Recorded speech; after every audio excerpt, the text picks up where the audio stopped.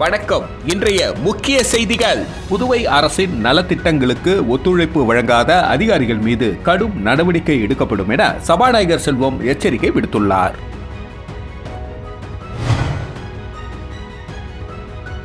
Ration கடை ஊழியர்களுக்கு ஒதுக்கப்பட்ட ரூபாய் 6 கோடி நிதியை மூடப்பட்ட சர்க்கரை ஆலைக்கு ஒதுக்கியதை கண்டித்து 100க்கும் மேற்பட்ட ரேஷன் கடை ஊழியர்கள் குடிமைப் பொருள் வழங்கல் துறையை முற்றுகையிட்டு போராட்டத்தில் ஈடுபட்டனர். காரைக்காலில் பெய்து வரும் தொடர் மழை காரணமாக மக்களின் இயல்பு வாழ்க்கை முற்றிலுமாக பாதிக்கப்பட்டுள்ளது.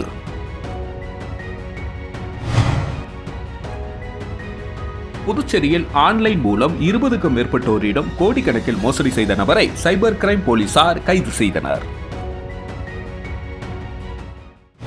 புதுவை அரசின் நலத்திட்டங்களுக்கு ஒத்துழைப்பு வழங்காத அதிகாரிகள் மீது கடும் நடவடிக்கை எடுக்கப்படும் என சபாநாயகர் செல்வம் எச்சரிக்கை விடுத்துள்ளார். புதுச்சேரி சட்டப்பேரவையில் செய்தியாளர்களை சந்தித்த சபாநாயகர் செல்வம், மணவெளி தொகுதிக்குட்பட்ட சின்ன வீராம்பட்டினம் அரசு ஆரம்ப பள்ளி கட்டடம் சேதமடைந்ததையொட்டி புதிய கட்டிடம் கட்ட நடவடிக்கை எடுக்கப்பட்டு வருகிறது. இந்த நிலையில் அங்கு ரெஸ்டோபார் அமைக்க முயற்சி நடப்பதாக முன்னாள் முதல்வர் வைத்திலிங்கம் எம்பி குற்றம் சாட்டியதில் உண்மை இல்லை எனவும், புயல் பாதிப்பை பார்வையிட வந்த மத்திய குழுவிடம் அனைத்து கட்சிகளும் கோரிக்கை மனு அளித்த நிலையில் காங்கிரஸ் காலம் கடந்து துணைநிலை ஆளுநரை சந்தித்து மனு அளிக்கிறது. அதிகாரிகள் புயல் வெள்ள சேத மதிப்பு அறிக்கை தயாரிப்பதில் தாமதப்படுத்தியதால் பாதிக்கப்பட்டோருக்கு முதல்கட்ட நிவாரணம் உடனடியாக கிடைக்கவில்லை எனவும், மெத்தன போக்குடன் செயல்படுவதை சில அரசு அதிகாரிகள் மாற்றிக்கொண்டாலும் பலரும் மாறாமலேயே உள்ளனர். அவர்கள் தொடர்ந்து இதேபோல் செயல்பட்டால் கடும் நடவடிக்கை எடுக்கப்படும். அரசு கோப்புகள் மீது ஒரு வாரத்தில் முடிவெடுக்க அதிகாரிகளுக்கு துணைநிலை ஆளுநர் உத்தரவிட்டுள்ளதாக தெரிவித்துள்ளார். அரசு அதிகாரிகள் நிறைய பேர் சரியாக புதுச்சேரி மாநிலத்தில் அரசுக்கு எதிரான நிலைப்பாட்டை, தங்களுடைய கருத்துக்களை அரசுக்கு எதிரான கருத்துக்களாக பதிவு செய்கிறார்கள். இதை சொல்லிட்டு இருக்கோம். ஒரு சில அதிகாரிகளை மாற்றி அமைத்த பிறகும் ஒரு சில அதிகாரிகளை நாங்கள் மாற்றிய பிறகும் தொடர்ந்து இது போன்ற வேலைகளை அவங்க செய்துகிட்டே தான் இருக்காங்க. இப்பொழுது மாண்புமிகு துணைநிலை ஆளுநர் இந்த கோரிக்கை வைத்திருக்கேன். ரேஷன் கடை ஊழியர்களுக்கு ஒதுக்கப்பட்ட ரூபாய் 6 கோடி நிதியை மூடப்பட்ட சர்க்கரை ஆலைக்கு ஒதுக்கியதை கண்டித்து 100க்கும் மேற்பட்ட ரேஷன் கடை ஊழியர்கள் குடிமைப் பொருள் வழங்கல் துறையை முற்றுகையிட்டு போராட்டத்தில் ஈடுபட்டனர். புதுச்சேரியில் 8 ஆண்டுகளுக்கு பிறகு கடந்த அக்டோபர் மாதம் ரேஷன் கடைகள் திறக்கப்பட்டன. ரேஷன் கடை ஊழியர்களுக்கு சுமார் 60 மாதங்களுக்கு மேல் சம்பளம் நிலுவையில் உள்ள நிலையில் தீபாவளி பண்டிகையையொட்டி ரேஷன் கடைகள் திறக்கப்பட்டு இலவச அரிசி, சர்க்கரை வழங்கப்பட்டது. பல இடங்களில் ரேஷன் கடைகள் மூடப்பட்டதால் அரசு பள்ளிகள், சமுதாய நலக்கூடங்கள் உள்ளிட்ட பல்வேறு இடங்களில் இலவச பொருட்கள் வழங்கப்பட்டன.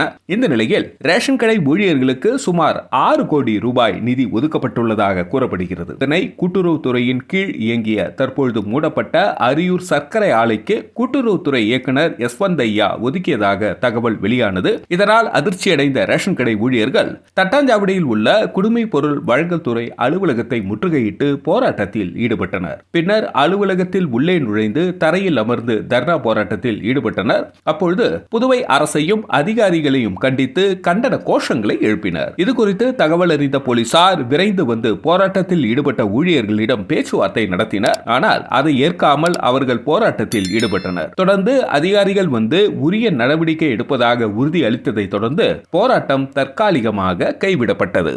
நேரடியாக ரேஷன் கடை சங்கங்களுக்கு வரவில்லை. அந்த நிதியானது கூட்டுறவுத்துறை எங்களை வந்து அடைவது கேள்விக்குறியாகிய நிலையில் நாங்கள் இருக்கிறோம். ஆகவே எங்களுக்காக ஒதுக்கப்பட்ட சுமார் 6 கோடி நிதி என்பது ரேஷன் கடைகளை 4 ஆண்டுகளாக பூட்டியிருந்த ரேஷன் கடைகளை திறந்து பராமரிப்பதற்கும், 200 கடைகள் இல்லாத கடைகளுக்கு அட்வான்ஸ் கொடுவதற்கும் மற்றும் மின்கட்டண பாக்கி, வாடகை பாக்கி செலுத்துவதற்கும் உண்டான பணமாகும். அந்த பணத்தை எங்களுக்கு கூட்டுறவுத்துறை பதிவாளர் அவர்கள் வழங்க மறுக்கிறார். ஆகவே கூட்டுறவுத்துறை பதிவாளர் அவர்களின் இந்த செயலை கண்டித்து இன்று நாங்கள் குடிமைப் பொருள் வழங்கல் துறை முன்பு ஆர்ப்பாட்டம் செய்து கொண்டிருக்கிறோம். காரைக்காலில் பெய்து வரும் தொடர் மழை காரணமாக மக்களின் இயல்பு வாழ்க்கை முற்றிலுமாக பாதிக்கப்பட்டுள்ளது. காரைக்கால் மாவட்டத்தில் கடந்த 2 நாட்களாக பெய்து வரும் தொடர் மழை காரணமாக தாழ்வான பகுதிகளில் மழைநீர் சூழ்ந்து குளம் போல் காட்சியளிக்கிறது. இந்நிலையில் நேற்று இரவு பெய்த கனமழையின் காரணமாக நிதீஸ்வரன் குட்டை நிரம்பி அருகில் உள்ள வீடுகளுக்குள் மழை நீர் புகுந்ததால் அப்பகுதி மக்கள் வேறு இடங்களில் தஞ்சம் அடையும் நிலை ஏற்பட்டுள்ளது. உணவுக்காக வைத்திருந்த அத்தியாவசிய பொருட்கள் நீரில் அடித்து செல்லப்பட்டதால் அவர்களின் அன்றாட வாழ்க்கை கேள்விக்குறி ஆகியுள்ளது. மழையின் காரணமாக நோய் தொற்றுகள் பரவும் அபாயம் இருப்பதாலும் பாம்பு, அட்டைப்பூச்சை உள்ளிட்ட பல்வேறு விஷ ஜந்துக்கள் உடன் போராட வேண்டியுள்ளதாக அப்பகுதி மக்கள் வேதனை தெரிவிக்கின்றனர்.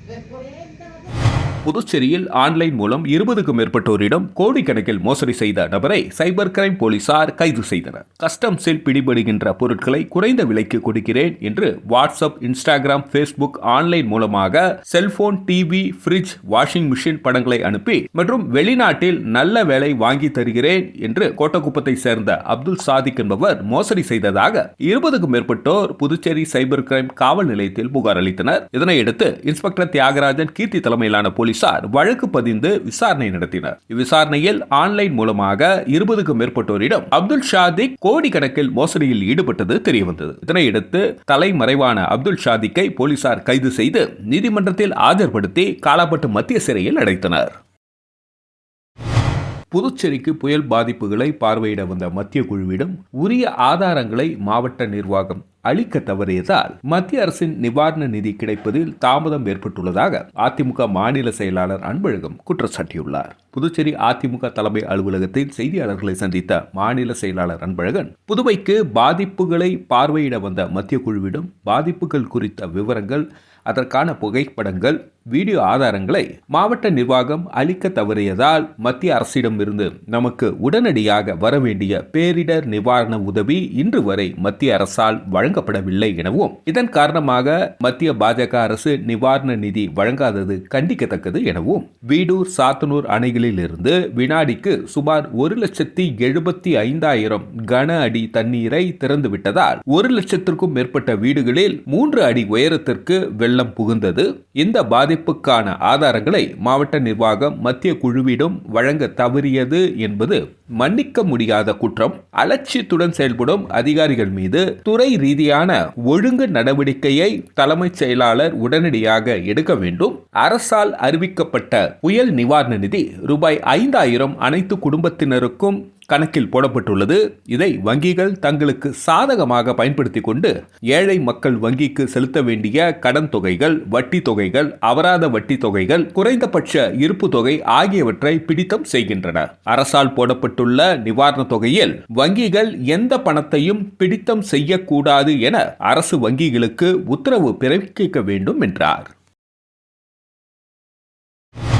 புதுச்சேரியில் மழை நிவாரண தொகை ரூபாய் 5,000 பயனாளிகள் வங்கிக் கணக்கில் செலுத்தப்பட்டுள்ளது. புதுச்சேரி முதல்வர் அலுவலகம் வெளியிட்டுள்ள செய்திக்குறிப்பில், பெஞ்சல் புயலால் பாதித்த அனைத்து ரேஷன் கார்டுதாரர்களுக்கும் ரூபாய் 5,000 வழங்கப்படும் என முதல்வர் ரங்கசாமி கடந்த 2ஆம் தேதி அறிவித்திருந்தார். இதற்காக நிதித்துறை அனுப்பிய கோப்பிற்கு கவர்னர் கைலாஷ்நாதன் ஒப்புதல் அளித்தார். அதனையொட்டி மாகி பிராந்தியத்தை தவிர்த்து புதுச்சேரி, காரைக்கால், ஏனாமை சேர்ந்த பயனாளிகளின் வங்கிக் கணக்கில் மழை நிவாரண தொகை நேற்று முதல் செலுத்தப்பட்டு வருகிறது. இதன் மூலம் 3,54,726 ரேஷன் கார்டுதாரர்கள் பயனடைவர். இதன் மூலம் அரசு ரூபாய் 177,36,30,000 செலவாகும். இந்த நிதி மாநில அரசின் நிதியில் இருந்து வழங்கப்பட்டுள்ளது என குறிப்பிடப்பட்டுள்ளது.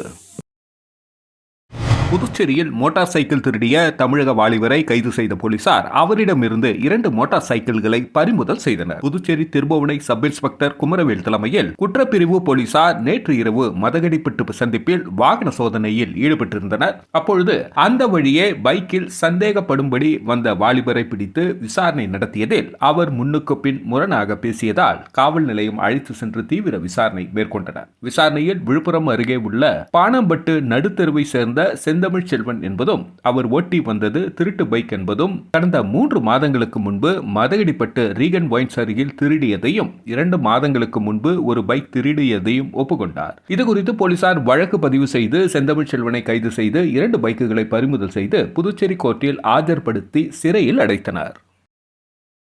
நீர்நிலைகள் நிறைந்ததும் உபரி நீரை உடனுக்குடன் திறந்துவிட வேண்டும் என பொதுப்பணித்துறை அதிகாரிகளுக்கு புதுச்சேரி மாவட்ட ஆட்சியர் குலோத்துங்கன் உத்தரவிட்டுள்ளார். பெஞ்சல் புயல் மழையடுத்து புதுச்சேரியில் பல்வேறு ஏரிகள் நிரம்பின. தற்பொழுது தொடர்ந்து பெய்து வரும் மழையை கருத்தில் கொண்டு மாவட்ட ஆட்சியர் குலோத்துங்கன் ஊசுட்டேரி, கனகன் ஏரி, பாகூர் ஏரி, வாதானூர் ஏரி ஆகியவற்றை நேரில் பார்வையிட்டு ஆய்வு மேற்கொண்டார். மேலும் உபரி நீரை உடனுக்குடன் திறந்து விடுமாறு அதிகாரிகளை கேட்டுக்கொண்டார். பத்துக்கண்ணு, மதகு மற்றும் கொம்பந்தன்மேடு தடுப்பணையை ஆய்வு செய்த அவர் அவற்றை தொடர்ந்து கண்காணிக்குமாறும் தொடர்ந்து 24 மணி நேரமும் பணியில் இருக்குமாறும் சம்பந்தப்பட்ட துறை அதிகாரிகளுக்கு உத்தரவிட்டார். போதிய அளவு மணல் மூட்டைகளை கையிருப்பில் வைத்துக் கொள்ளவும் பொதுப்பணித்துறை அதிகாரிகளுக்கு உத்தரவிட்டார். புதுச்சேரியில் இளநிலை எழுத்தர் பதவிக்கான இடங்களுக்கு காத்திருப்போர் பட்டியலில் இருந்த 19 நபர்களுக்கு பணி நியமன ஆணைகளை முதல்வர் ரங்கசாமி வழங்கினார். புதுச்சேரி பணியாளர் மற்றும் நிர்வாக சீர்திருத்த துறையின் கீழ் நேரடி நியமனத்திற்காக இளநிலை எழுத்தர் பதவிக்கான எழுத்து தேர்வில் தேர்ச்சி பெற்ற 157 நபர்களில் இதுவரை 151 நபர்களுக்கு பணி ஆணை வழங்கப்பட்டது. இவர்களில் 131 நபர்கள் பணியில் சேர்ந்து உள்ளனர். மீதமுள்ள காலி பணியிடங்களுக்கு காத்திருப்போர் பட்டியலில் 19 நபர்களுக்கு பணி ஆணைகளை முதலமைச்சர் ரங்கசாமி சட்டப்பேரவையில் முதலமைச்சர் அலுவலகத்தில் வழங்கினார். அப்பொழுது சபாநாயகர் செல்வம், அமைச்சர் ஜெயக்குமார், அரசு கொறடா ஆறுமுகம், சட்டமன்ற உறுப்பினர் ரமேஷ் மற்றும் நிர்வாக சீர்திருத்த துறை சார்பு செயலர் ஜெய்சங்கர் ஆகியோர் உடனிருந்தனர். தமிழர் பண்பாட்டு சேவல் கலை பாதுகாப்பு சங்கம் சார்பில் புயல் வெள்ளத்தால் பாதிக்கப்பட்ட சங்க உறுப்பினர்களுக்கு நிவாரணப் பொருட்கள் வழங்கும் நிகழ்ச்சி நடைபெற்றது. கடலூர் மாவட்ட தமிழர் பண்பாட்டு சேவல் கலை பாதுகாப்பு சங்கம் சார்பில் புயல் வெள்ளத்தால் பாதிக்கப்பட்ட சங்க உறுப்பினர்களுக்கு நிவாரணப் பொருட்கள் வழங்கும் நிகழ்ச்சி திருவந்திபுரத்தில் நடைபெற்றது. இந்த நிகழ்ச்சிக்கு சங்கத்தின் தலைவர் டி ரங்கநாதன் அவர்கள் தலைமை தாங்கினார். அதில் உறுப்பினர்களுக்கு அரிசி மற்றும் உணவுப் பொருட்கள், கோழிகளுக்கு தேவையான கம்பு மற்றும் மருத்துவ பொருட்கள் வழங்கப்பட்டது. இந்த நிகழ்ச்சியில் சங்கத்தின் செயலாளர் திருமுருகன், பொருளாளர் பார்த்திபன், துணைத் தலைவர் கார்த்திகேயன், இணை செயலாளர் கணேசன், நிர்வாகிகள் அன்பழகன், பிரகாஷ், வசந்த் மற்றும் உறுப்பினர்கள் கலந்து கொண்டு நிவாரணப் பொருட்களை பெற்று சென்றனர். முத்தியால்பேட்டை தொகுதியில் ரூபாய் 67 லட்சம் செலவில் ஒருங்கிணைந்த விளையாட்டு மற்றும் உடற்பயிற்சி மையம் அமைப்பதற்கான பணியினை தொகுதி சட்டமன்ற உறுப்பினர் பிரகாஷ்குமார் பூமி பூஜை செய்து தொடங்கி வைத்தார். முத்தியால்பேட்டை தொகுதி சட்டமன்ற உறுப்பினர் மேம்பாட்டு நிதியிலிருந்து ரூபாய் 67 லட்சம் மதிப்பில் முத்தியால்பேட்டை கருவடிக்குப்பம் சாலையில் உள்ள உபயோகம் இல்லாத கழிப்பிடத்தை அகற்றிவிட்டு ஒருங்கிணைந்த விளையாட்டு மற்றும் உடற்பயிற்சி மையம் அமைப்பதற்கான துவக்க விழா இன்று நடைபெற்றது. இவ்விழாவில் தொகுதி சட்டமன்ற உறுப்பினர் பிரகாஷ்குமார் கலந்து கொண்டு பூமி பூஜை செய்து பணியினை தொடங்கி வைத்தார். மேலும் விரைந்து பணிகளை முடிக்குமாறு அதிகாரிகளிடம் அறிவுறுத்தினார். இந்த நிகழ்ச்சியில் நகராட்சி ஆணையர் கந்தசாமி, செயற்பொறியாளர் சிவபாலன், உதவி பொறியாளர் பழனிராஜா, இளநிலை பொறியாளர் சிவசுப்பிரமணியம் மற்றும் நகராட்சி ஊழியர்கள் உட்பட அப்பகுதி மக்கள் திரளாக கலந்து கொண்டனர். காரைக்காலில் மழையால் பாதிக்கப்பட்ட மக்களுக்கு பாஜக ஓபிசி அணி சார்பில் உணவு வழங்கப்பட்டது. காரைக்கால் மாவட்டத்தில் தொடர் மழையால் பாதிக்கப்பட்ட மக்களுக்கு பாரதிய ஜனதா கட்சி ஓபிசி அணி சார்பில் காரைக்கால் மாவட்ட ஓபிசி அணி தலைவர் கார்த்திகேயன் ஏற்பாட்டில் வடக்கு சட்டமன்ற தொகுதிக்குட்பட்ட திருவள்ளூர் நகர், அன்னை தெரசா நகர், நேரு நகர், 6வது குறுக்கு தெரு ஆகிய பகுதிகளில் வசிக்கும் சுமார் 150 குடும்பத்தினருக்கு உணவுப் பொட்டலங்கள் வழங்கப்பட்டது. இந்த நிகழ்ச்சியில் பாஜக தொழில்துறை மாநில துணைத் தலைவர் சுரேஷ் கண்ணா, மாவட்ட செயலாளர் செந்தில் நாயகி, ஓபிசி அணி மாவட்ட பொதுச் செயலாளர் ரமேஷ் மற்றும் மாவட்ட தொகுதி அணி பிரிவு பொறுப்பாளர்கள் கலந்து கொண்டனர். வணக்கம். இன்றைய முக்கிய செய்திகள். புதுவை அரசின் நலத்திட்டங்களுக்கு ஒத்துழைப்பு வழங்காத அதிகாரிகள் மீது கடும் நடவடிக்கை எடுக்கப்படும் என சபாநாயகர் செல்வம் எச்சரிக்கை விடுத்துள்ளார்.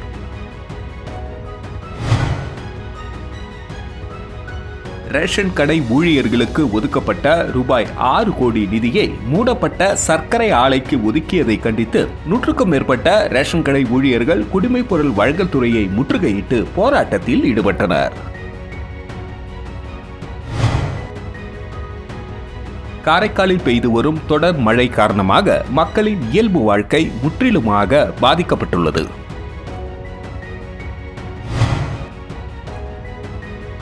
புதுச்சேரியில் ஆன்லைன் மூலம் 20க்கும் மேற்பட்டோரிடம் கோடிக்கணக்கில் மோசடி செய்த நபரை சைபர் கிரைம் போலீசார் கைது செய்தனர். செய்திகளை துல்லியமாக தெரிந்து கொள்ள கிரியேட்டிவ் மீடியா நியூஸ் யூடியூப் சேனலை சப்ஸ்கிரைப் செய்து கொள்ளுங்கள். வணக்கம்.